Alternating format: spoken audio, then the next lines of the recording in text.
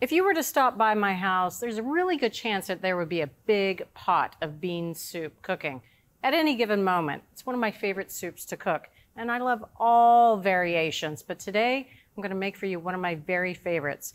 It's Acquacotta, and it comes from Tuscany, and it means cooked water. There's a lot more flavor involved than just water.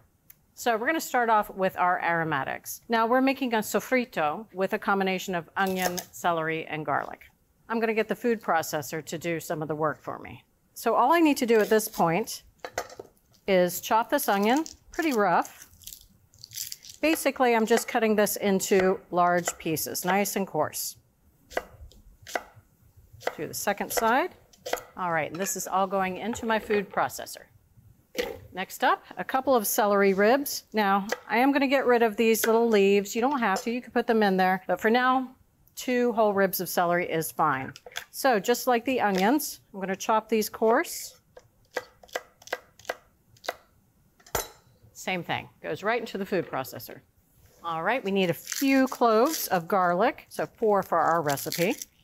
I'm just going to smash them with the side of my knife, peel them, and then put the cloves right in. All right, so I want to pulse this until they're pretty finely chopped. That's going to take anywhere between 15 to 20 pulses, but I'm going to have my rubber spatula at the ready so I can go in there and scrape down the sides as necessary. All right, so that looks great. It's nice and well chopped. So I'm going to put this mixture in my Dutch oven. Next up, a ½ cup of extra virgin olive oil.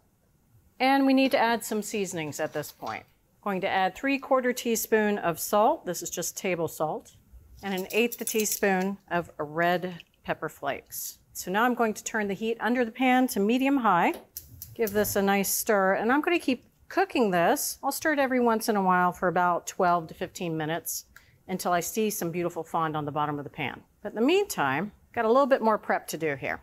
Acquacotta always contains tomatoes, and this is just a 28-ounce can of whole tomatoes packed in juice. Lid goes on, and similar to the sofrito, I'm going to pulse this about 10 or 12 pulses until it's all nice and finely chopped. All right, so that looks good. Tomatoes are finely chopped, and now all we need to do is wait for the sofrito to cook. Oh, look at the browning in the bottom of the pot. That is some good flavor.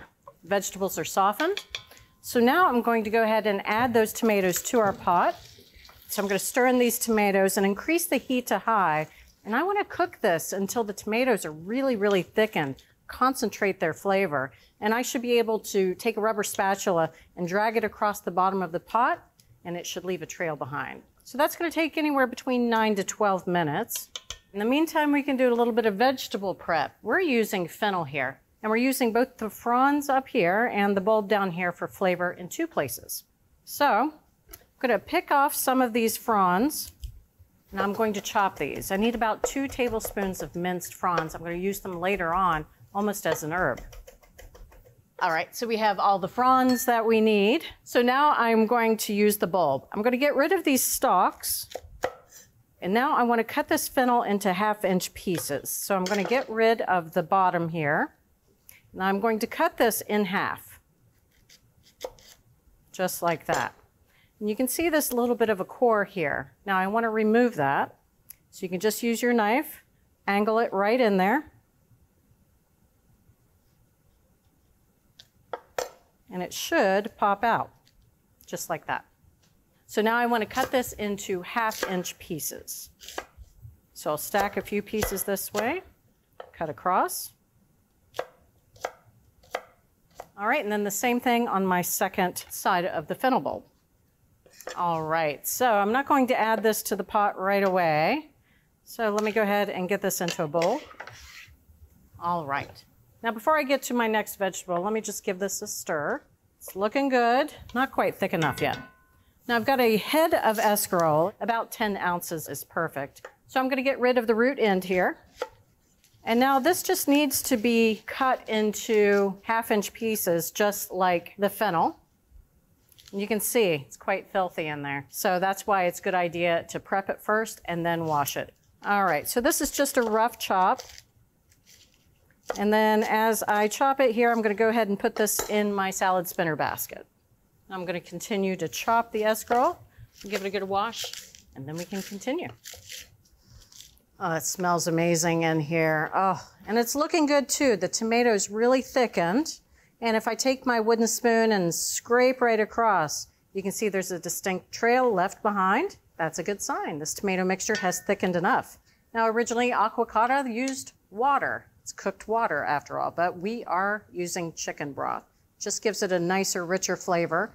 But this is where you could use a vegetable broth if you'd like, or you could be a purist and use water. You've got a lot of flavor going in here anyway. So I'm going to add the fennel at this point. It's a root vegetable, so it's going to take a little while longer for it to cook until it's nice and tender. All right, we'll stir this in. And I have one more ingredient to add, a nice cheese rind. This is a beautiful new wedge of Pecorino Romano. It's a sheep's milk cheese. It's got some really tangy flavor. And this rind here is just loaded with flavor. I'm going to use the cheese a little later on, but for now, this rind's going to go right in. Now, once this comes up to a simmer, I'm going to reduce the heat to medium-low. We'll continue to simmer it for about 5-7 more minutes before we add our next ingredients. So I've got a little bit of time. Let's prep some beans. I've got 2 cans of cannellini beans here. These are 15-ounce cans. And canned beans are perfect. They've actually been pre-cooked. They're lightly seasoned, but the water in here is starchy, so it's going to help with thickening this soup. And we're just going to let this drain. Okay, that looks good. I'm going to put the beans over a big measuring cup, and I'm going to set this bean liquid aside. All right, so it's been a few minutes. We gave the fennel a head start before we're adding the escarole and the beans. That's because you want to add the vegetables in stages so that they cook through perfectly. So now we're going to add in our drained beans. They can go right in. And the escarole. It's going to look like a lot, but it will wilt down. Let me push all that underneath the broth here. I mean, doesn't that look beautiful? So we're going to continue to simmer this for about 10 minutes, which gives me a little bit more time to work on our remaining ingredients.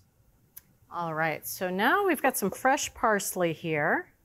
I've already washed this, kept it in some water to keep it fresh. And I need a 1/4 cup of minced parsley leaves. So I'll shave off some of the leaves here. If I get a few tender stems in there, that's fine. I need a 1/4 cup. All right. It looks about like a 1/4 cup. So now, some fresh oregano. It smells so different and tastes so different from dried oregano. So I really recommend getting the fresh oregano for this. So I'm just pulling the leaves out, running my hands opposite direction that the leaves are growing in. And we need about a tablespoon. So that might do it. Let me go ahead and chop this. It looks like a heavy tablespoon. And I've got a couple of eggs. Eggs used as a thickener is pretty traditional for Acquacotta, but they can scramble if you're not careful. So we're going to use the bean liquid to our advantage. Now I'm just using the yolks here. So I'm going to separate these 2 eggs. I'm using cold eggs. It's a lot easier to separate them. You can use the shells. If you've got clean hands, you can use your hands. I'm going to add that yolk right into our bean liquid. There we go, 2. And I'm going to whisk the yolks right into this bean liquid. So what's happening here is the bean liquid is basically watering down these egg yolks. So when they hit the hot soup, they're not going to seize up quickly and scramble. All right, we are near the end. Just have to wait on our soup.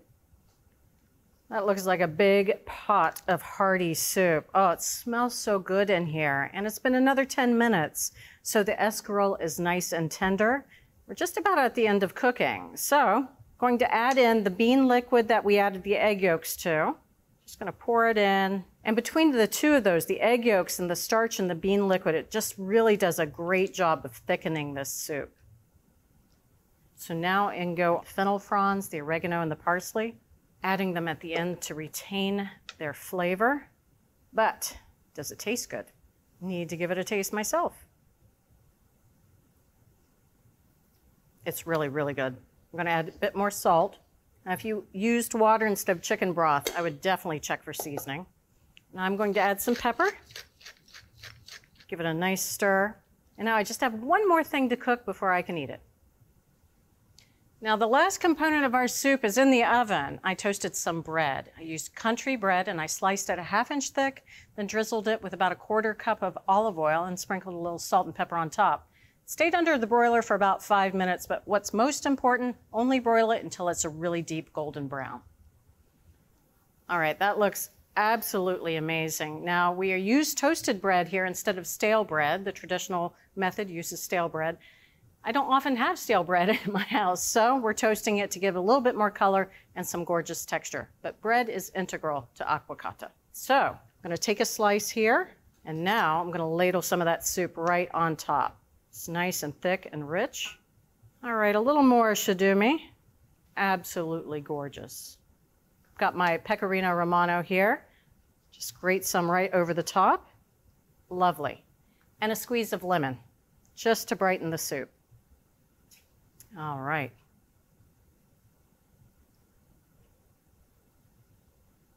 It's so rich and meaty. You would actually think that there was meat cooked in it. A lot of that is due to that cheese rind, but the textures are beautiful. It's just tender, it's not overcooked, and the escarole has a really nice bitterness as well. Just want to get a little bit of that bread in the bottom there. Oh, it's like a little dumpling. It's kind of like the bonus at the bottom of the bowl. That is absolutely the best cooked water I have ever had. And if you want to make Acquacotta at home, remember these keys. Use the food processor to make a quick sofrito, cook the vegetables in stages, and use a mixture of bean broth and egg yolks to thicken the soup. So from America's Test Kitchen at Home, the world's best Acquacotta.